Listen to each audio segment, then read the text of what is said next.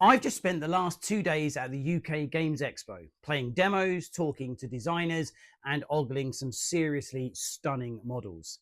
In this video, I'm going to tell you about some of the very best, albeit with a slightly croaky throat. One of the first places that I visited was the TT Combat stand, where I was really keen to try out their new game, Project Artemis, the pre-orders for which went live on the first day of UK Games Expo. I managed to play a demo and to get my hands on the lovely new minis, all of which will be produced in plastic. The rules are still in development, but what I can say is that they're clearly designed to provide a fast and free-flowing game experience. One thing that did stand out to me was the sound mechanic, which is tracked throughout the game. And this represents how much noise there's been in the battle. And as things get more noisy, more chaotic, it starts to enrage the megafauna. So they start to acquire extra dice in their melee attacks as the game goes on. This is a great way to make the PHR player think carefully about how and when they engage the megafauna. They've got some amazing ranged weapons, but they make a lot of noise. If they use their huge blades, they have to get up close and personal, but can deliver a silent attack. It also creates a built-in time limit for games. The PHR player can't dither too long when trying to complete their objectives. Otherwise, the megafauna will become enraged and the game will turn against them.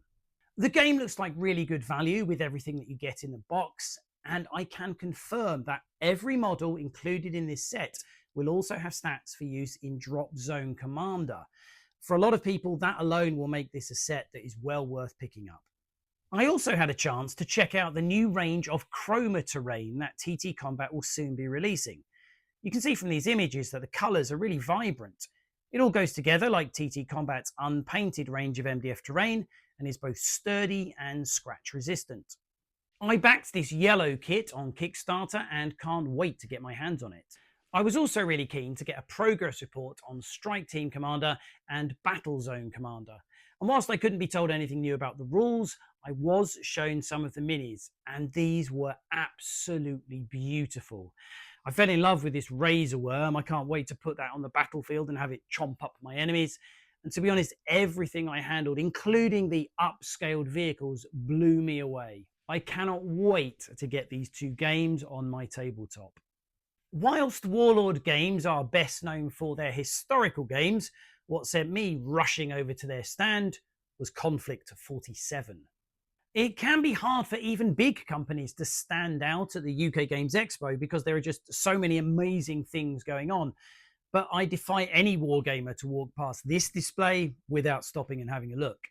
I managed to play a demo of this game too. It uses the core rules of 3rd edition bolt action, but with the addition of rift dice. These introduce more options for players, allowing their units to perform extra heroic actions that really suit the pulp setting of the game. Once they're used, rift dice need to recharge, but there's no guarantee that they will do so from round to round. So players are forced to make these interesting choices about where they assign them and which units they buff.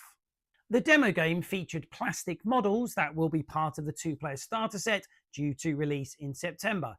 The US forces were themed around agile, fast-moving units, most of which could fly, whereas the Germans were slower but tough and carried some serious firepower.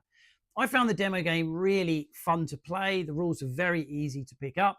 As somebody who's played a lot of Dust over the years and really enjoy that kind of pulp, weird World War II setting, I think that Konflikt 47 could be something that I will be trying to get to the tabletop once it releases. Grey for Now Games have got a bit of a hit on their hands with the excellent Guards of Traitor's Toll, and I was lucky enough to catch up with the game's designer Graham Davey for a chat about the game. One thing that was really clear talking to Graham was how much story there is in the game, and if you look at the wodge of secret cards here, you can see what he means. In fact, he was a little bit impatient for people to get far enough through the campaign that some of those secrets have been revealed. I found that quite intriguing and can't wait to play some more. Graham was obviously pleased with how well the game has been received and said that there are already plenty of other things in the works. I pressed him a little bit and he told me that there are a number of characters coming out in the summer. They include a mounted guard, some sort of gnome, an enormous ogre, and wait for it, A vampire. I think that the addition of a vampire onto the streets of Traitor's Toll is genius. I can imagine how this could involve some sort of major plot card. Perhaps you're trying to uncover the vampire's evil work as he builds a nest in the streets. Or perhaps it's simply going to be that some of the missions are going to be set at night, where the lanterns that your guards are carrying around might be more important than ever. Either way, I think that a vampire is really exciting and I can't wait for that model to be released. Modiphius are a company whose success has been built on their role-playing games line, but in recent years they've been branching out into miniatures games. So much so, in fact, that they now own their own factory in Poland and are the second largest UK producer of minis after Games Workshop. Modiphius recently struck a deal with Strato Minis to produce a new version of Hard War, a 6mm war game that sees tanks, mechs and flyers battling it out on a futuristic tabletop. Chris Birch, one of the co-founders of Modiphius, gave me a demo of Hard War, and I can confirm that the game both looks great and plays really well. Determining the target number for an attack was as simple as measuring the number of inches from the attacker to the defender, and then adding the target's armor value. This was one of a handful of stats detailed on a unit's stat card. The attacker then rolls a number of d12 based on the weapon that they're using. These results are grouped together into little clusters, with each group having to equal or exceed the target number. Each time you manage to do that, you score some damage. That may sound a little bit fiddly, but it's not at all. In fact, it was quite a lot of fun grouping the d12s. Something else that I liked about the game is that whilst there are penalties to hit caused by cover, the immense weapons on display are able to just blast through some of the squishier buildings. So there's no hiding behind a farm building in this game. The models themselves will stick to the game's original designs, which are very, very cool, but now they will be produced entirely in plastic. Remember that factory I mentioned a minute ago?